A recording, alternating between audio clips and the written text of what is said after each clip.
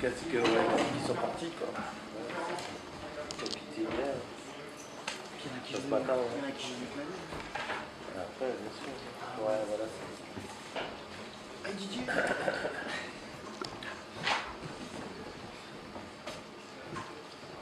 Bon, donc on va commencer puisqu'il est 18h02.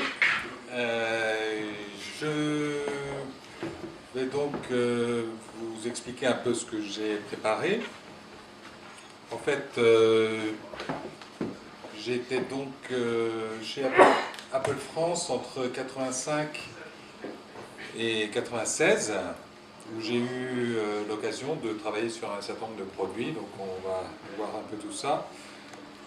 Donc je vais commencer par vous parler de mon premier job chez Apple, qui était en fait, j'ai été embauché pour m'occuper de la partie télématique du Club Apple. Après, je vais vous parler un peu d'Apple Expo, qui était quelque chose d'assez important pour Apple France à cette époque-là. Ensuite, j'ai rejoint le groupe produit où je me suis occupé de la gamme Apple II pendant un petit moment. Donc je vais vous parler un peu de ce qu'on faisait au groupe produit et comment ça se passait. Et puis, après, ce que j'ai fait, entre autres chez Apple, et puis aussi après avoir quitté Apple, parce qu'il y a des choses quand même que j'ai continué qui étaient intéressantes.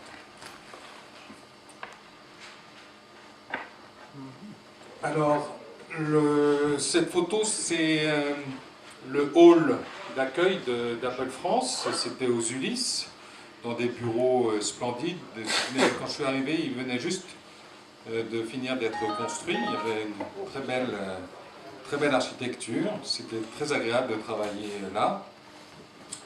Et en fait, avant de commencer à vous dire ce que je faisais chez Apple, je vais vous expliquer un peu comment je suis rentré chez Apple, parce que c'est quelque chose qui, avec le recul, est quand même assez intéressant. Avant de travailler chez Apple, j'avais eu plusieurs activités. J'étais animateur. J'ai fait plusieurs jobs. Mon premier job véritable, c'était de l'animation. Je faisais des ateliers d'éducation par l'art pour des enfants et des adultes. Je faisais des marionnettes, je faisais un certain nombre de choses à partir de masques, de terre, etc. Et puis ensuite, je suis devenu professeur de dessin. Et donc j'ai travaillé comme professeur de dessin dans une école. Et parallèlement à ça aussi, j'étais moniteur, éducateur en milieu psychiatrique. Et en fait, avec le recul, c'est assez rigolo parce que je me rends compte que tout ce que j'avais fait avant correspondait après à ce que j'ai fait chez Apple. D'une certaine manière, travailler avec les fous et après travailler avec d'autres fous, c'était assez proche.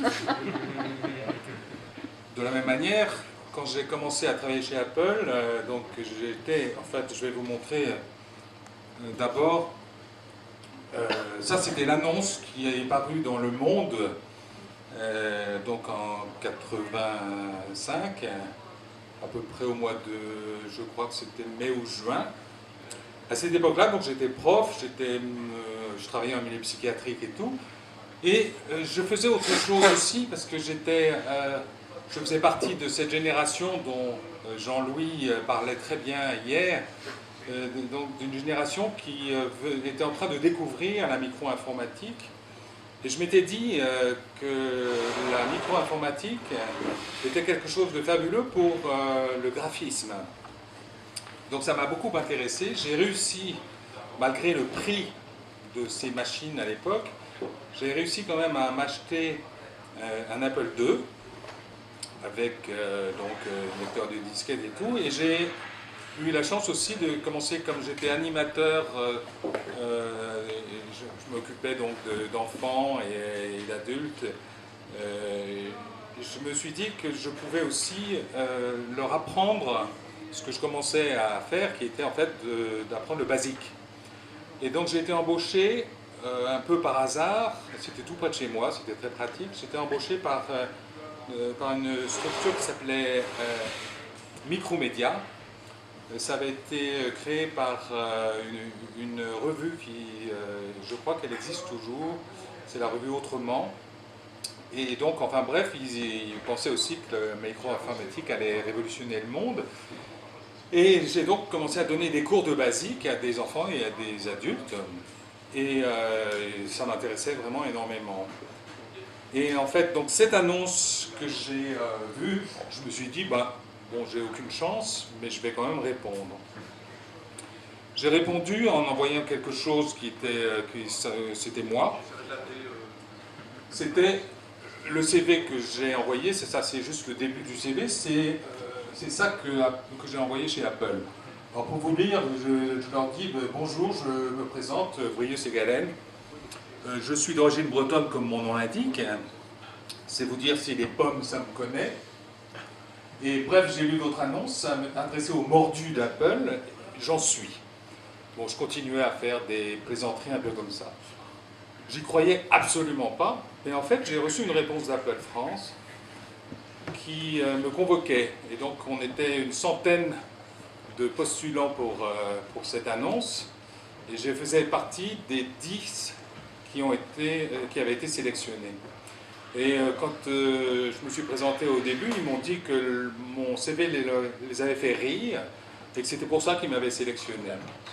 Et en fait, petit à petit, j'ai rencontré différents responsables d'Apple, un certain nombre de personnes, de directeurs, etc., jusqu'au PDG d'Apple qui à l'époque était Jean Calmont.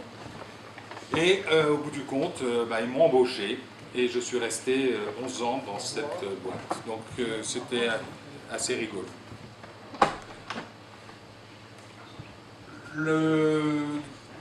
J'étais embauché donc pour m'occuper de la télématique au Club Apple. Le Club Apple, en fait, c'était plusieurs choses. C'était 4 personnes. On était 4. Il y avait la directrice du club.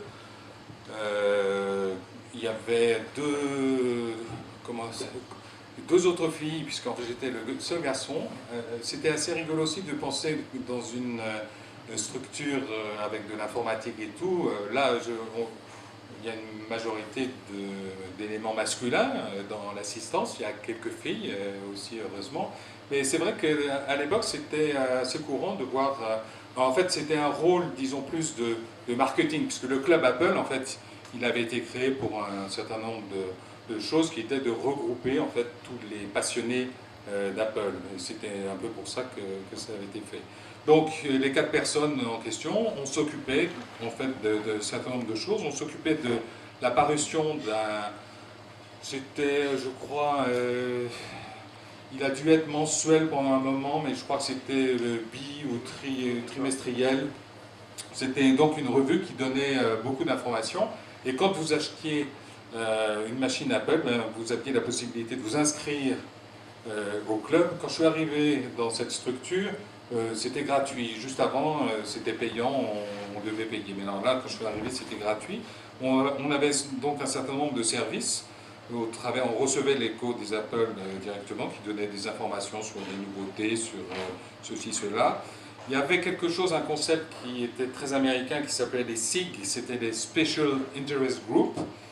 En fait, c'était tout simplement une façon de regrouper des activités. Donc il y avait un SIG médical, puisque l'Apple avait été pas mal vendu dans le milieu médical, donc il y avait pas mal de médecins qui s'étaient regroupés, et donc on donnait des informations spécifiques sur soit des logiciels, soit des activités autour de ça. Il y avait un SIG graphique, il y avait un SIG sur les jeux, bien sûr, évidemment. Et il y avait quelque chose, donc mon rôle, c'était ça, c'était Calva Club. Alors Calva Club, c'est tout simplement la version club de quelque chose qui s'appelait Calvados, qui avait été créé par un petit groupe de gens, et donc j'en vois encore de temps en temps quelques-uns. C'était tout simplement l'Internet, mais avant l'heure. C'était en fait un système ils avaient créé en fait il y avait un serveur qui permettait en fait d'échanger des informations. Vous aviez quelque chose qui était un identifiant, vous vous connectiez par l'intermédiaire d'une carte Appletel comme celle que montrait Pierre Berlequin hier, ou par un modem. Et vous aviez donc la possibilité de vous connecter sur ce serveur et d'échanger des informations avec d'autres membres du club. Mon pseudo, c'était donc comme je m'appelais Brieux Ségalen et je m'appelle toujours Brieux Ségalen, c'était BS10, puisqu'en fait on avait en général le pseudo, ou en tout cas l'identifiant, c'était les initiales du nom et suivi d'un numéro qui commençait en général par 10. Voilà. Ce qui était intéressant, c'est que le Calva, là c'est le t-shirt, il y avait le Calva devant et le dos au dos bien sûr.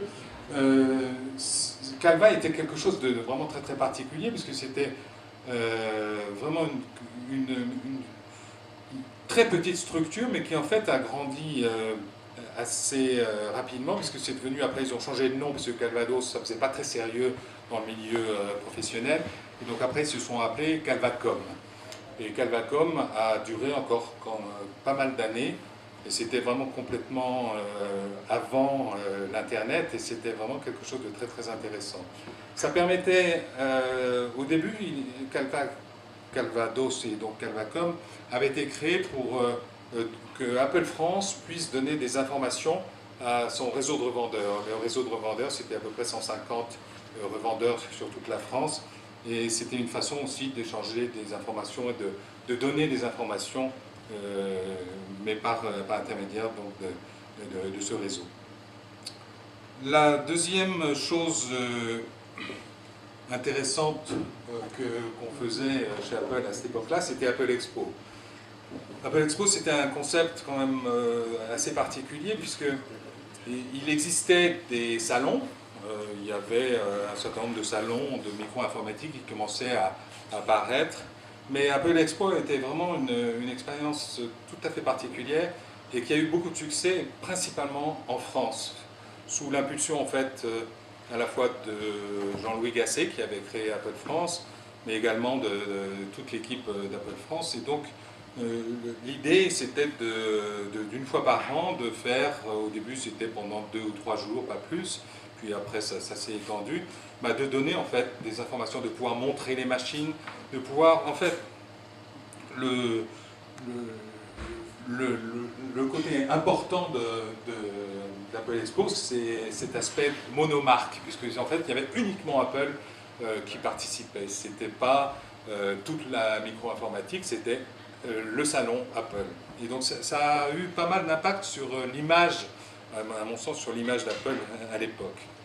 Mais pour moi, les vrais objectifs d'Apple Expo, ils étaient un petit peu différents. Pour moi, le principal, c'était de distribuer des pins.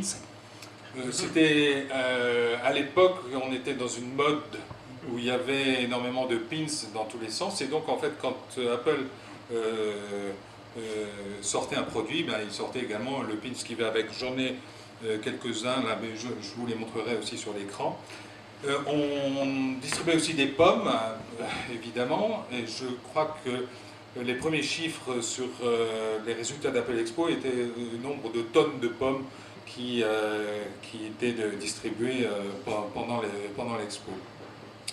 Mais on pouvait donc aussi, c'était ça qui était intéressant, on pouvait démonter, d'abord il fallait monter les machines, puis après on les démontait, on les montrait, on les démontrait. Et ça c'était très important parce que c'était une façon aussi d'expliquer les logiciels, etc. Et puis, bien évidemment, comme Apple était une entreprise, son but c'était aussi de vendre ces machines-là. Et donc il y avait des revendeurs qui étaient présents et qui en profitaient pour vendre le maximum de machines là-dessus. À propos des pins, en voici quelques-uns de ma collection. En fait, moi je fais partie de ces gens qui ont du mal à jeter les choses et donc je garde. Et donc j'ai retrouvé récemment par l'intermédiaire justement de cette de ce festival que vous avez eu la très très bonne idée de créer. J'ai retrouvé dans une petite boîte un certain nombre de pins. Je pense ma collection, là, je n'ai montré que ceux de cette époque-là, donc des pins Apple. Il y a un pins Apple 2C, il y a le pins Calva, Apple Expo, 2GS, il y en a deux, Apple User Group, qui était un autre nom aussi du club, enfin bref.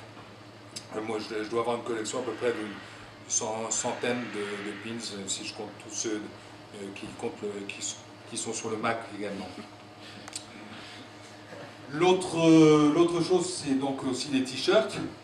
Alors, il y avait une plaisanterie chez Apple qui disait quand on veut sortir une nouvelle machine, on sort d'abord le t-shirt, et si le t-shirt a du succès, à ce moment-là, on sort la machine. Donc, il y avait comme ça une espèce d'idée. Alors là aussi, moi, encore une fois, j'ai retrouvé, grâce à vous, une cantine que j'avais dans un de mes garages. J'avais une cantine et alors ma femme voulait absolument que je jette tous ces trucs, ou en tout cas elle voulait les transformer en chiffon. Moi j'avais tout scrupuleusement mis dans cette cantine. Je l'avais fermée il y a 20 ans, je l'ai rouverte il y a 15 jours. J'ai commencé à en laver quelques-uns parce que ça sentait un peu moisi. Et donc j'en ai quelques-uns ici, donc qui sont des t-shirts d'Apple Expo. Et celui-là c'est 84 parce que évidemment je n'étais pas encore chez Apple, mais en allant chez Apple j'ai eu droit à...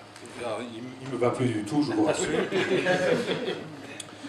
Il y en avait un autre que j'aimais beaucoup, c'était les jeux de mots à la Apple, secouez-vous les puces.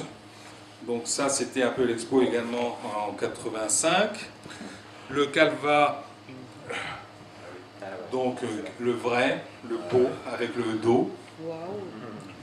Tout propre. Ça c'est également Apple Expo. Ah bah c'est le même, je l'ai en double. D'ailleurs s'il y en a qui s'intéressent pour leur collection, je suis prêt. Et ça, il y en a deux que j'ai retrouvé de l'Apple 2GS avec un logo façon Apple 2GS. C'est la note de musique avec les couleurs d'Apple ici. Et avec la version sweatshirt. Alors celui-là il me va encore. Vraiment, il est beau. Il est magnifique. Et avec derrière, mais je crois que celui-là c'est un américain parce qu'en fait quand on... Voilà, Apple 2GS College. Voilà, j'en ai 150 dans ma cantine. Parce que je les ai effectivement tous gardés, donc il y en a beaucoup sur le Mac, sur les choses que j'ai faites après chez Apple. Mais je les ai gardés précieusement et je pense que, je ne sais pas ce que j'en ferai après, mais peut-être pas des chiffons, mais en tout cas, je trouve ça rigolo. Alors maintenant, je vais vous parler du gros produit, parce qu'en fait, après mon passage au club Apple, où j'ai fait des choses donc, qui étaient très intéressantes avec tous les utilisateurs des Apple II, mais également des Mac, puisque quand je suis arrivé, le Mac venait de sortir. J'ai eu une opportunité qui était qu'en fait le chef de produit d'Apple II de l'époque, qui s'appelle Paul Prébin, est parti aux États-Unis. Il est parti pour travailler chez Apple aux États-Unis, et en fait il cherchait un successeur, et il m'a proposé donc le job. Et donc j'ai pris sa succession en tant que chef produit Apple II, c'est-à-dire que j'ai commencé ça devait être fin 86, début 87. Il venait de lancer donc le GS, et il continuait à l'utiliser, enfin à le promouvoir auprès des gens, et donc j'ai pris la succession. Et en fait, donc j'ai commencé à travailler au groupe produit. Donc je voudrais dire quelques mots sur le groupe produit. Le groupe produit, en américain, c'est Product Marketing Group. Donc en fait, c'était notre rôle, était de s'occuper des produits et pour les adapter sur le marché français, tout simplement. Donc on avait quelque chose aussi qui était particulier chez Apple, qu'on appelait le bunker. Le bunker, c'était une pièce complètement fermée dans laquelle on recevait tous les prototypes des nouvelles machines. Et j'ai un souvenir assez ému de ça, parce qu'en fait, pour rentrer dans le bunker, il fallait en avoir la clé. Et pour en avoir la clé, il fallait être chef produit, un des chefs produits, ou en tout cas demander la clé au responsable du groupe produit. Et donc, dès qu'il y avait une nouvelle machine, en fait, on le savait, puisque on travaillait dans le système d'Apple, des bureaux d'Apple était assez particulier. C'était, les Américains appellent ça de l'open space. Donc, la partie open space était très importante pour les gens, parce que quand on travaille entouré par des tas de gens qui travaillent éventuellement sur d'autres produits, alors ça peut être un peu embêtant parce qu'on est sans arrêt dérangé, il y a des coups de fil partout, il y a du passage, mais en fait c'est très important parce qu'on est au courant de tout ce qui se passe. Apple, c'était 150 personnes à l'époque, et donc le groupe produit, on était peut-être une quarantaine. Il y avait quelques-uns du club, il y avait la communication, les gens qui s'occupaient de la presse, etc. Il y avait les gens qui s'occupaient d'Apple Expo, parce que c'était un job quasiment à temps plein, même si on le faisait qu'une fois par an, mais il fallait quand même le préparer beaucoup. Et donc on était au courant de tout ce qui se passait, et ça c'était vraiment très très agréable. Et en tout cas j'en ai plutôt un bon souvenir, ça ne m'a jamais dérangé de travailler au milieu du brouhaha ou de choses comme ça. Donc, cette partie d'open space était fondamentale, et le bunker était au milieu de l'étage qu'occupait le groupe marketing produit. Et donc, le bunker, eh bien, on y allait, on recevait les machines, on les ouvrait, on les admirait, parce qu'en général, c'était quand même très, très... moi, j'ai toujours beaucoup aimé regarder ça m'a fait plaisir de retrouver un peu cette ambiance avec des machines. On regarde la carte mère, les cartes et tout. C'était toujours très très intéressant. Alors de temps en temps, on invitait soit un développeur, soit un éditeur ou des VIP, et on leur montrait les machines avant qu'elles sortent, et sous le sceau du secret. Donc il fallait évidemment qu'ils signent un contrat de confidentialité pour ne pas divulguer ça avant la sortie officielle du produit. Donc maintenant, le gros produit, il était destiné aussi à promouvoir donc, des machines. Donc les machines, celles dont je m'occupais au début de mon travail, c'était tout simplement les Apple II. Vous connaissez le premier logo d'Apple avec Newton et la pomme, donc, qui a été très vite abandonné et donc qui a été transformé en cette pomme colorée, et qui a été ensuite encore changée après quand Steve Jobs est revenu chez Apple. Donc les Apple II, la gamme de l'époque, c'était le 2E bien sûr, qui était pour beaucoup de gens a été considéré comme une machine de jeu, le 2C qui était donc le côté compact de l'Apple II, et puis le GS. Donc l'Apple II, donc ça c'est le mien, qui est là-bas. Les jeux, mais en fait ce n'était pas que les jeux, puisque c'est sur l'Apple II qu'il y a eu quand même des choses fondamentales qui ont été développées, comme le premier tableur, le VisiCalc, qui a été aussi quelque chose qui a positionné en fait l'Apple II pas complètement dans une image professionnelle, mais quand même pas mal. Et je vous disais aussi tout à l'heure qu'il y avait un certain nombre de professionnels qui avaient commencé à utiliser le 2E. Eh bien, c'est vrai qu'on l'a retrouvé dans pas mal de métiers, et c'était quand même intéressant. Ce n'était pas que les jeux, même si en fait la machine était quand même considérée comme une machine de jeu, et en tout cas il y a eu énormément de développement de jeux sur l'Apple II. Le 2C, c'était donc une continuation, le côté un peu ramassé, compact, qui était aussi très très intéressant, avec un tout petit écran. Positionné aussi quand même pas mal au début en tout cas sur l'éducation. Aux États-Unis, le 2 avait beaucoup marché sur le marché de l'éducation, des écoles, et donc le 2C était aussi une tentative de continuer cette machine sur le côté un peu ramassé et compact. Et la troisième, eh ben, en fait, il y a eu tout à l'heure une présentation sur le côté du GS avec le graphisme et son, avec l'Ensonic et tout, mais tout ça vous connaissez déjà, donc je ne vais pas vous en parler, puisque vous êtes très bien placé, pour la plupart en tout cas, pour connaître tout ça. Donc c'est pas ça qui est le plus important. Il y avait quand même des choses que je trouvais bien sur le GS, et qui était en fait un peu précurseur de ce qui allait venir aussi avec le Mac. Par exemple, le port ADB. ADB, c'était Apple Desktop Bus. C'est quelque chose qui était assez important et qu'on a retrouvé aussi après sur le Mac, ce qui permettait éventuellement d'avoir un clavier, enfin, des périphériques via ADB qui était bien. Il y avait aussi le côté Local Talk qui a été créé par Apple et placé sur le GS.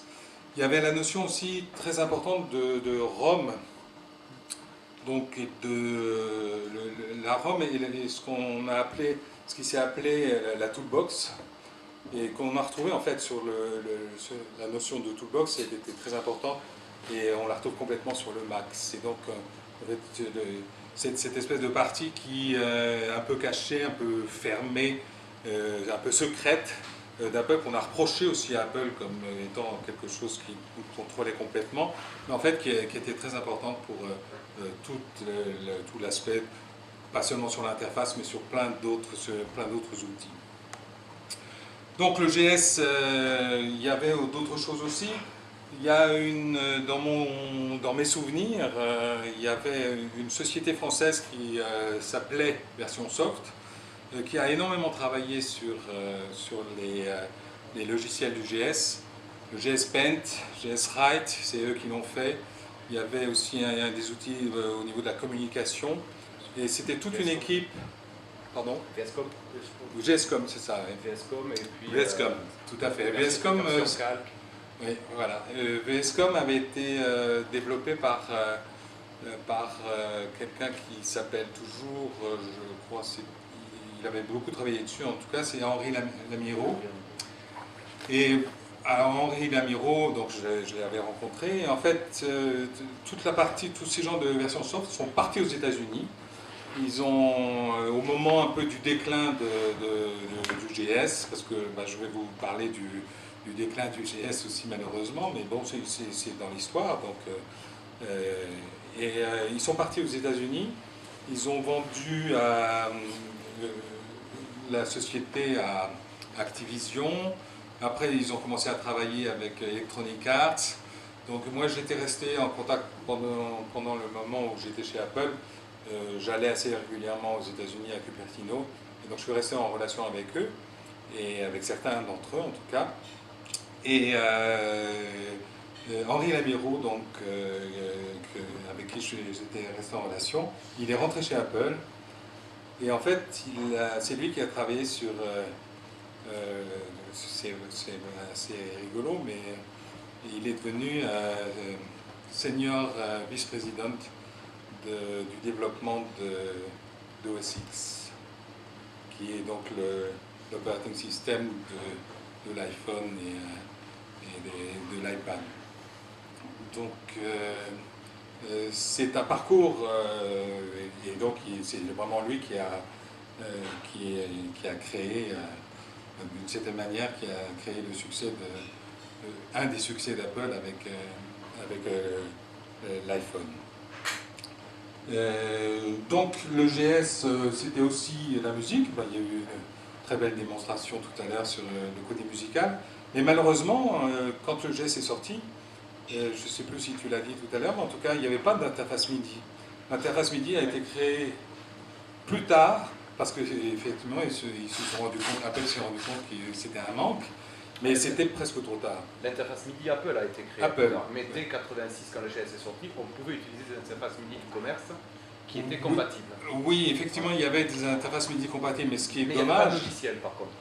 Voilà. Tout à fait. Donc, ce qui est dommage, c'est qu'Apple ne soit pas allé jusqu'au bout en proposant une interface MIDI, parce que c'était rien. L'interface MIDI que tu montrais tout à l'heure, c'est un petit boîtier avec 3 fois rien et 2 câbles. Ça existait, et ça existait sur Atari en natif. Quoi. En natif, Donc, tout à fait. Voilà, ça c'était un gros avantage de l'Atari par rapport au GS. Absolument. Et c'est pour ça que la plupart des musiciens sont plutôt allés sur l'Atari ST. Voilà. L'aspect graphique était assez important et assez poussé. D'une certaine manière, pour l'époque en tout cas, moi j'ai effectivement par rapport au jeu, mais un des gros problèmes du GS, et c'était quelque part pour moi un peu une erreur d'Apple, c'est qu'en fait le gros problème du GS c'était le processeur, qui était un processeur qui avait été choisi parce qu'il permettait la compatibilité totale avec l'Apple II, mais donc on pouvait switcher d'un mode à l'autre.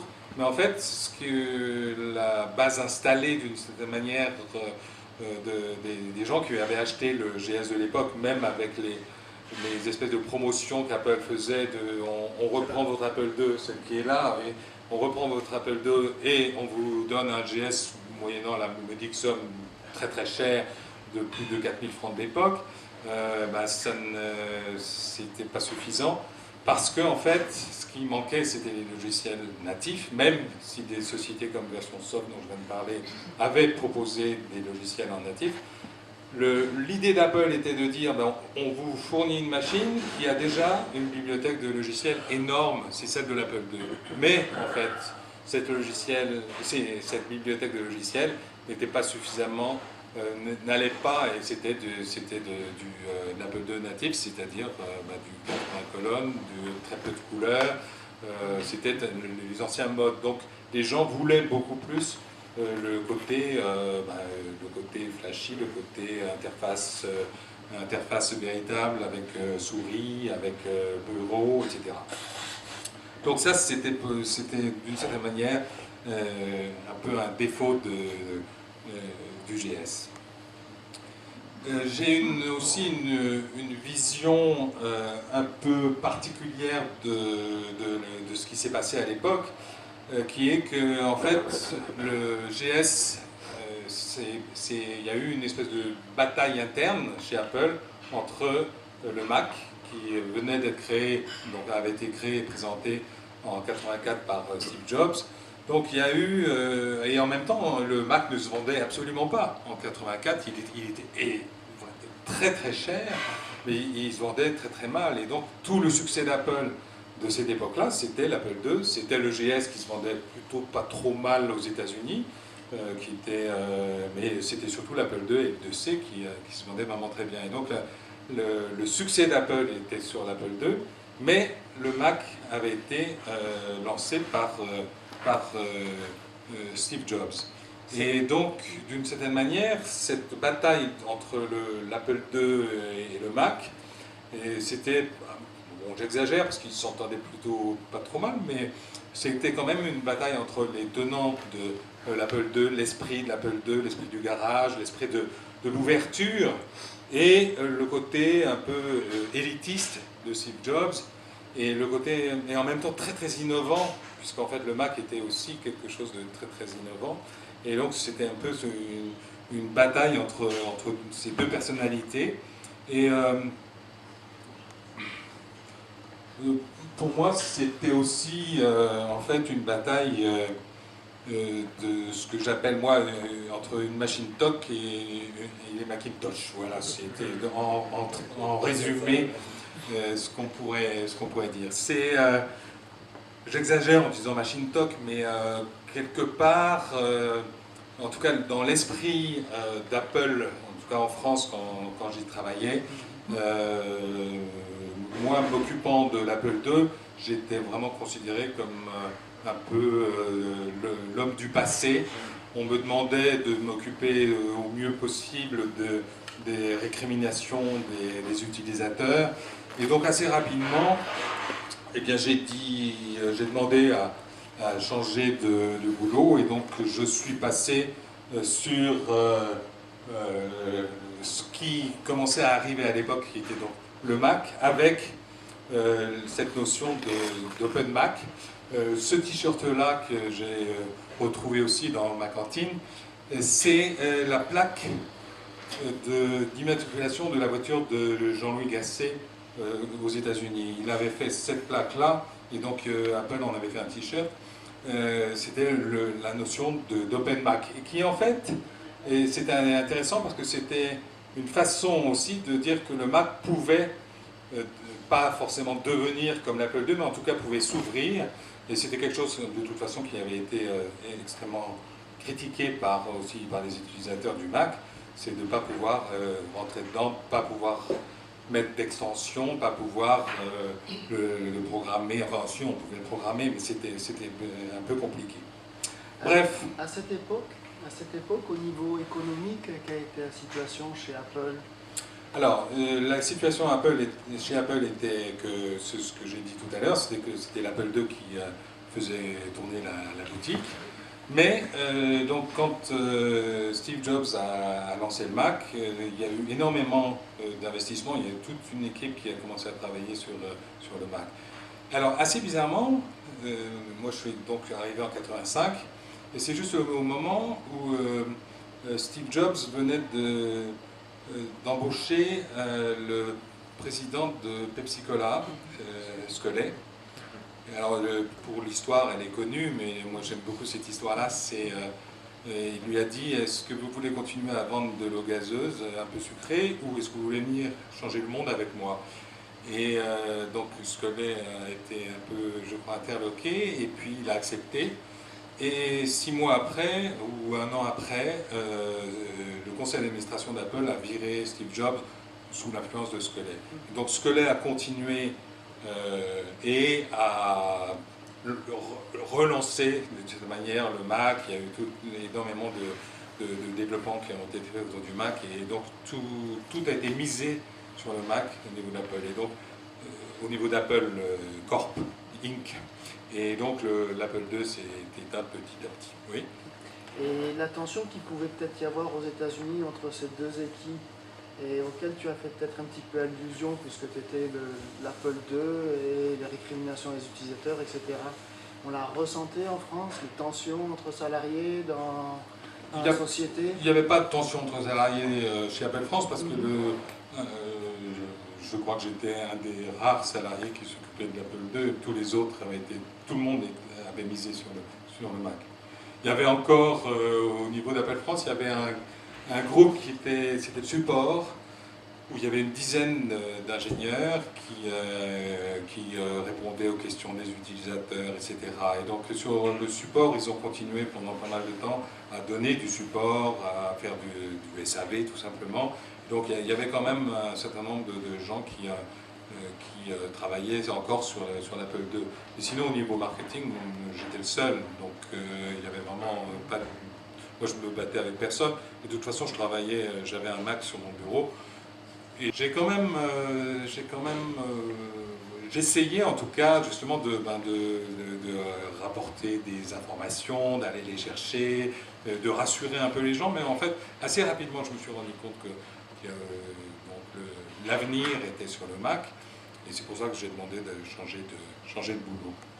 Et donc, la fin, il y a eu quand même, donc mon passage chez Apple, c'était en dehors du club, l'Apple II. Après, donc juste après l'Apple II, je me suis occupé d'un produit qui était sur Mac, même s'il a été aussi proposé pendant un petit moment, mais sans succès sur le GS, c'était HyperCard. HyperCard, je ne sais pas s'il y en a chez vous, si vous connaissez un peu, si vous avez utilisé, mais en tout cas, pour moi, ça a été une expérience aussi vraiment fabuleuse. Je me suis vraiment énormément éclaté avec HyperCard. C'était quelque chose c'était un peu dans cet esprit d'Apple, d'invention, de créativité. C'était donc Bill Atkinson qui était le créateur de MacPaint. Et donc qui a travaillé sur ce produit et qui a vraiment et un des trucs que j'aime beaucoup sur HyperCard, c'est qu'en fait Bill Atkinson, qu'il avait développé avec 2-3 autres personnes, a exigé d'Apple que HyperCard soit gratuit, soit livré avec la machine. Et il ne voulait pas que ce soit un produit qui puisse être acheté. Et donc, Et c'est devenu quelque chose qui était... Alors après, ça a été repris par Clarisse. Mais pour moi, ça fait partie un peu de ces erreurs d'Apple. Parce qu'en fait, HyperCard, aujourd'hui, a complètement disparu.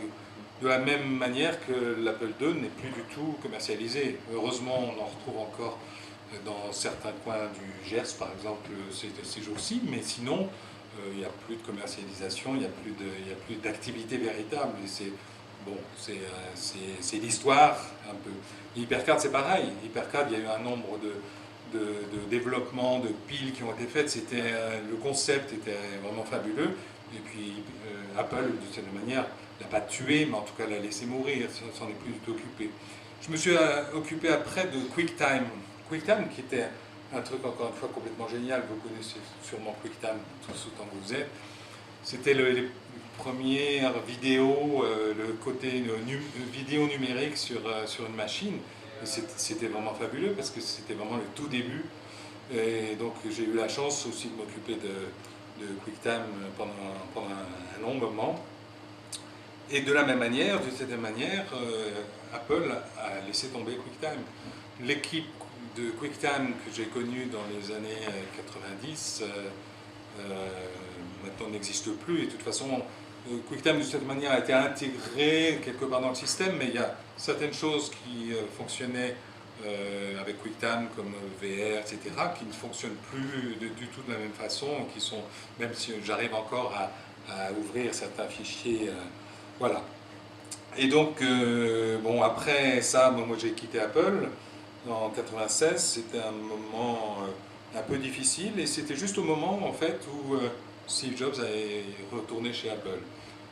Et a relancé complètement Apple avec l'iMac, avec cette notion de faire des produits beaucoup plus simples, beaucoup plus simples à comprendre pour le public, en tout cas pour les clients.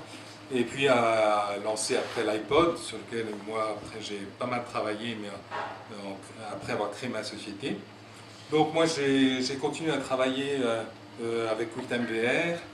QuickTime VR, c'était le côté des panoramas interactifs, c'était la réalité virtuelle, c'était vraiment quelque part une invention d'Apple. Et donc j'ai pas mal travaillé avec ça. C'était les débuts d'Internet aussi, donc il y a eu pas mal de choses qui ont été faites, alors pas chez Apple, mais il y avait quelques idées assez intéressantes quand même chez Apple qui avaient été lancées autour de ça. Et puis l'iPod qui est sorti, donc moi j'ai détourné l'iPod pour en faire, au travers de ma société, j'ai fait des audio-guides, premiers audio-guides sur iPod. J'ai équipé le château de Chenonceau avec 350 iPods. C'était quand même assez rigolo de voir 350 machines dans des chargeurs dans un château de la Renaissance. Et ça marche toujours. Si vous allez visiter Chenonceau, vous aurez des iPods. Aujourd'hui, ça doit être des iPod Touch qui sont proposés avec de la vidéo, etc. Mais au début, c'était les premiers iPods avec uniquement de l'audio. C'était très sympa. Et puis donc après, bon, l'iPhone, l'iPad, etc. Donc moi j'ai continué un peu à faire des développements au travers de ma société sur ça, sur l'iPhone et et puis bon, maintenant je suis proche de la retraite et donc je continue toujours à m'intéresser à tout ce qui se passe. Voilà.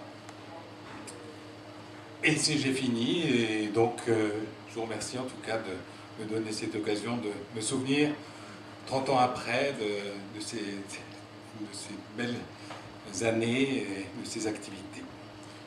Voilà. Merci.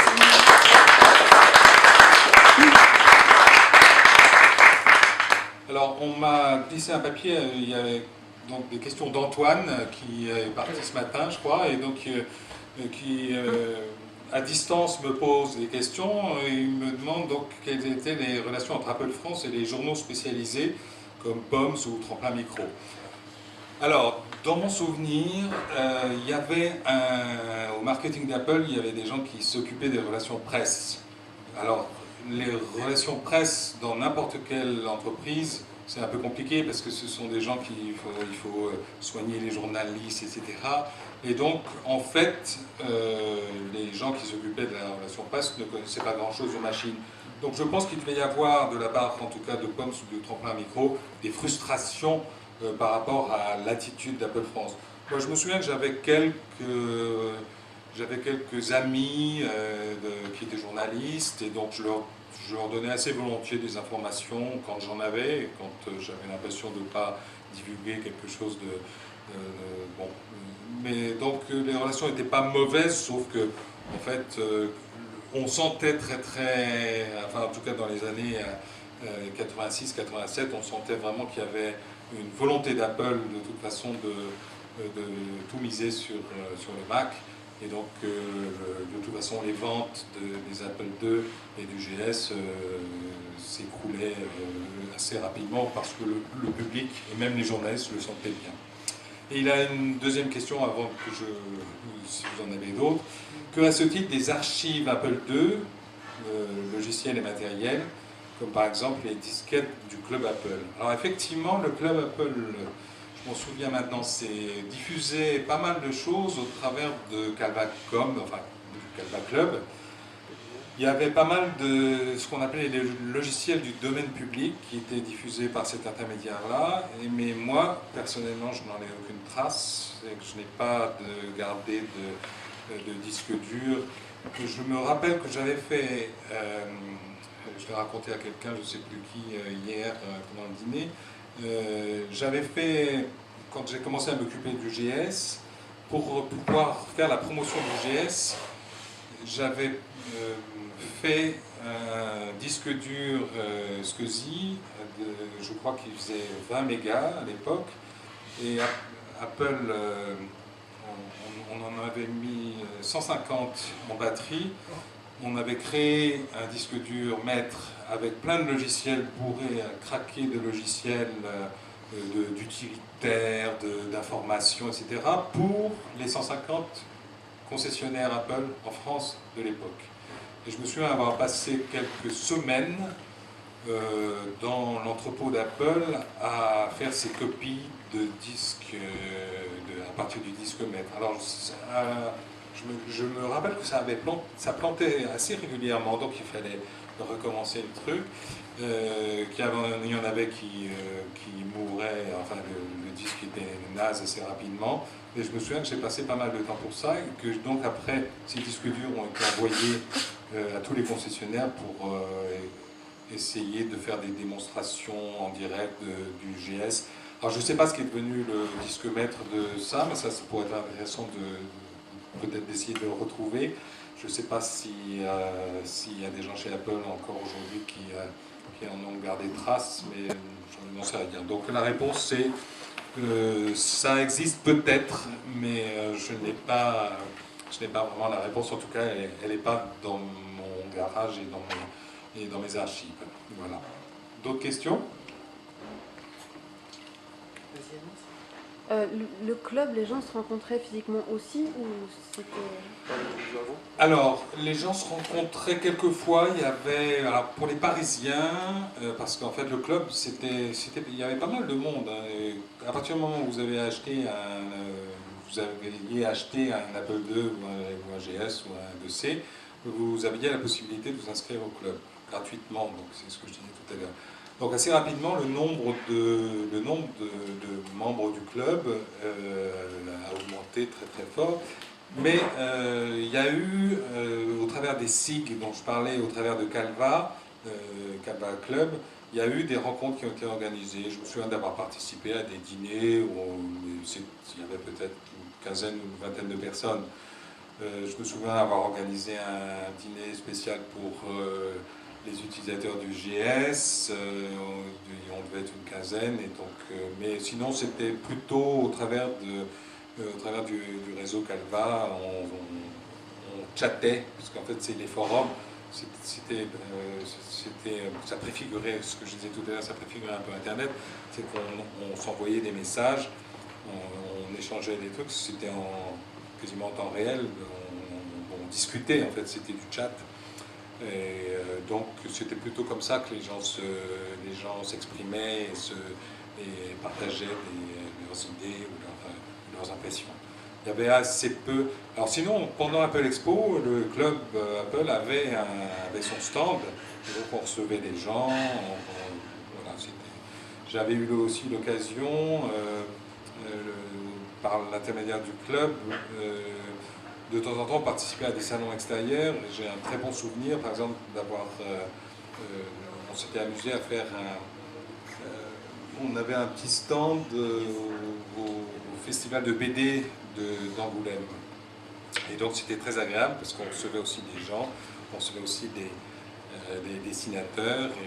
Mais il y avait déjà pas mal de gens sur le Mac. Voilà. Et sinon, non, il n'y avait pas de lieu pour recevoir tous les gens. Et sinon, quelqu'un a des archives, François, ou d'autres des discussions, des chats J'ai quelques archives de Calvacom imprimées, parce que je faisais de la liaison via le 2GS, qui emmagasinait les pages en mémoire, et c'était plus facile à cette époque, comme maintenant, de lire sur papier que de lire à l'écran. Et on coupait quand même la communication assez rapidement parce que ça coûtait de l'argent. Absolument, ça coûtait de l'argent. Il fallait non seulement avoir un modem ou une carte Appleton, mais également payer un abonnement sur Calva. Je crois que c'était de l'ordre de 300 € par... C'était assez cher. J'ai encore les factures. Donc en fait, le club Apple, il y avait beaucoup de gens potentiellement inscrits. Les gens très très actifs, c'était ceux qui étaient plutôt sur Calva. Mais c'était donc des gens qui avaient en général. Mais ça fonctionnait quand même pas mal. Il y a eu un petit groupe de gens. Ça échangeait beaucoup, ça s'exprimait beaucoup. C'était intéressant. Mais c'est vrai qu'il fallait quand même avoir les moyens.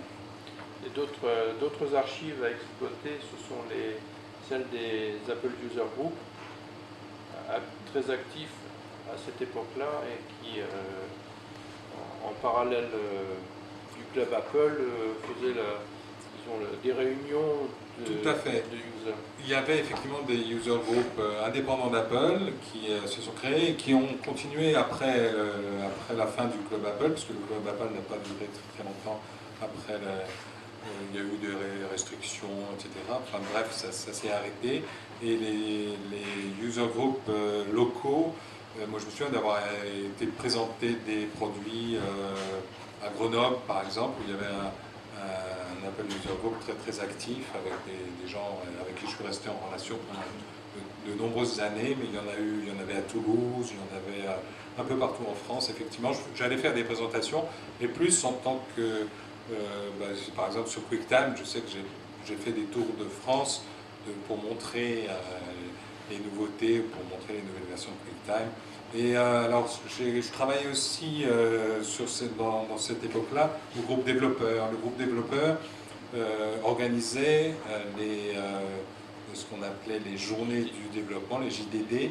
Et donc, pendant plusieurs années, il y avait des présentations pendant 3 jours dans des endroits qui pouvaient être soit à Deauville, soit en région parisienne, un peu partout, même dans le sud. Et donc, on faisait des présentations pour à l'époque, il devait y avoir entre 200 et 200 développeurs en France, et donc on leur donnait des informations, du support. On allait aux États-Unis pendant la WWDC, World Wide Developer Conference. Nous, en tant que groupe développeur français, on rencontrait les ingénieurs, et on revenait et on faisait les présentations en français, et c'était plutôt technique, donc tout ce qui était toutes les parties techniques. Alors après, il n'y avait plus du tout d'Apple II, c'était uniquement sur le Mac, puisque l'Apple II était fini à cette époque-là. Effectivement. D'autres questions? À quel moment tu as quitté la division Apple II? Alors dans mon souvenir, donc le club c'était 85-87. Ensuite, fin 86-87, j'ai rejoint donc le groupe produit. Je pense que en 88, C'était en 88 que j'ai quitté Apple II. En 88, oui, d'accord. Après, s'il y a eu quelqu'un d'autre qui m'a succédé, qui venait juste d'être embauché et qui s'est occupé en fait lui de gérer la décroissance totale et la fermeture. Oui, parce qu'en 88, effectivement, le GS était encore en légère ascension. Il était pas- Oui, mais on sentait quand même. Oui, il n'y avait pas de volonté de le développer, c'est ça. Voilà. Bon, il suivait son bonhomme de chemin, mais il n'était pas boosté par Apple, évidemment. Absolument. Évidemment. Au niveau des commerciaux d'Apple, tout le monde était sur le Mac. Ouais, tout à fait. Et après, c'est le Mac qui a fait les marges d'Apple. Ton prédécesseur était. Tu as succédé à Daniel Blériot, en fait. Non, alors Daniel Blériot était responsable de tout le groupe produit. Et donc, moi, quand je suis arrivé, il venait juste de partir. Je crois qu'il est parti en Europe ou quelque chose comme ça. Et c'était le responsable du groupe produit, c'était quelqu'un d'autre qui s'appelle Jean-Michel Lucot. Ouais. Je suis resté en contact, mais et après, donc, après il y a eu plusieurs personnes qui ont travaillé, mais moi quand je suis arrivé au groupe produit, c'était Jean-Michel Lucot qui le dirigeait. Et voilà. Ici. Ben, oui. Est-ce qu'il y avait des grandes messes annuelles chez Apple avec Gacé, ou est-ce qu'il y a des Avec des invités filles et tout ça. Jobs, Wozniak, Du champagne, tout ça. Est-ce qu'il y avait de l'alcool? des compagnies meetings. Alors des grandes fêtes, en fait, Apple Expo était d'une Des certaine séminaires. manière une grande fête. Et Steve Jobs est venu sur un Apple Expo 85 et il est passé, il était intéressé par le concept et parce que ça commençait à marcher bien. Je vous ai montré tout à l'heure un peu la courbe de croissance d'Apple Expo. En fait, on doublait le nombre de visiteurs quasiment chaque année jusqu'au moment où où en fait Apple n'a plus investi dedans. Donc à ce moment-là, Apple Expo s'est arrêté de sa belle mort. Mais bon, il y avait effectivement de temps en temps Apple Expo était un prétexte à faire des fêtes et j'en ai des bons souvenirs. Qu'est-ce qu'il pouvait y avoir? Je sais qu'il y a eu une fois, pour la petite histoire, il y avait eu un Noël chez Apple et je crois que, maintenant c'était qui? Je crois que le Père Noël, mais je ne sais plus qui c'était, ça devait être quelqu'un quand même d'assez important chez Apple, qui est arrivé déguisé en Père Noël, mais en hélicoptère. Donc, il est arrivé aux Ulysses. Donc, on avait comme ça, il y avait de temps en temps des choses. Les conférences développeurs comme la WWDC étaient aussi des moments assez forts pour rencontrer les gens. Où en fait ils invitent tout le monde et il y a des orchestres, il y a des trucs comme ça, donc il y a une espèce de grande fête. Alors là, avec un peu de chance, tu pouvais voir les grands noms du développement ou de l'équipe Mac, etc. Donc ça c'était toujours intéressant. Sinon, non. On faisait la fête assez régulièrement. Alors, je ne vais peut-être pas raconter, mais au début, en fait, sur la partie Apple II, quand je suis arrivé chez Apple, en tout cas, j'ai été frappé par cette ambiance. Je vous ai parlé de l'open space tout à l'heure, mais il y avait une ambiance tout à fait particulière parce qu'en fait, on avait des résultats des ventes de façon hebdomadaire et pendant un moment, les ventes doublaient chaque semaine quasiment. Et donc, on sortait des bouteilles de champagne pour fêter ça. Et donc j'ai eu un moment l'impression d'arriver dans une boîte où on n'arrêtait pas de boire du champagne. Et donc tous les vendredis soirs, les gens sortaient légèrement éméchés. Et bon, c'était rigolo. Après, ça s'est un peu calmé, parce que ça faisait quand même beaucoup de champagne pour le budget. Mais enfin bon, c'était les moments où un peu d'euphorie aussi, d'euphorie chez Apple. Voilà. Sinon, qu'est-ce que je pourrais raconter comme histoire Une de anecdote fête? croustillante. Des choses croustillantes. Oui. Oui, une anecdote croustillante. Alors, qu'est-ce que je pourrais raconter comme des choses croustillantes? Il y avait des... on organisait des rencontres un peu spécialisées. C'était pas pour les utilisateurs, c'était plutôt pour le réseau, pour les revendeurs. Et donc, on invitait les revendeurs. Alors ça, c'était plutôt les commerciaux, enfin, l'équipe commerciale qui s'occupait de ça. Et donc, on invitait tous les revendeurs d'Apple France dans des endroits improbables qui pouvaient être l'Espagne, qui pouvaient être des îles grecques, etc. Et donc ça, alors en général, j'y participais pas beaucoup parce que j'étais pas beaucoup dans le commercial, même si j'avais quelques amis qui y travaillaient. Mais je ne participais pas beaucoup à ça, mais on me racontait qu'il se passait des choses croustillantes, comme tu disais. Sinon, moi j'ai un souvenir, comme Apple faisait partie de ces entreprises à la fois innovantes, mais également avec un souci au niveau des employés, en tout cas, de bien les traiter, de bien aussi les motiver. Il y avait un exercice qui s'appelait le team building. Le team building, ça voulait dire en fait vous prenez l'équipe, par exemple l'équipe du marketing ou l'équipe de la communication, et vous les emmenez un peu, pas de force, mais de toute façon vous ne leur demandez pas leur avis, mais vous les transportez pendant 3 ou 4 jours, encore une fois dans un endroit improbable.